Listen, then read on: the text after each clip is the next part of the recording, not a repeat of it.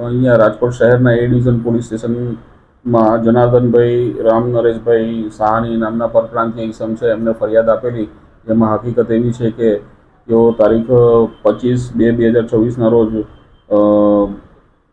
વીરામણી સ્વીટ્સની દુકાન પાસે ઊભા હતા. તે દરમિયાન બે ઈસમો અજાણ્યા આવી તેમને કીધેલું કે અમે પોલીસવાળા છે અને તમે પોલીસ સ્ટેશન તમને લઈ જવાના છે અને પૈસા ના લઈ જવા તો પૈસા આપો, તેમ કરીને ધાકધમકી આપીને પૈસા કઢાવવા માટે તેમને પોલીસની ઓળખ આપીને કઢાવેલા 30,000 રોકડા રૂપિયા.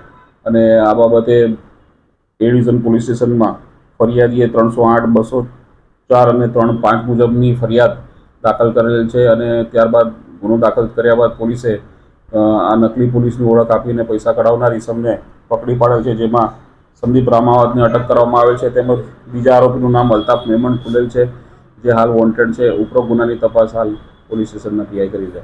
એમાં આમની પોલીસની ઓળખ આપીને અગાઉ પણ આ સંદીપ રામાવતે એના વિરુદ્ધ ગુનો દાખલ થયો છે અને પોલીસની ઓળખ આપીને ખોટી ઓળખ આપીને ધાકધમકી આપીને કઢાવવાની એમો છે.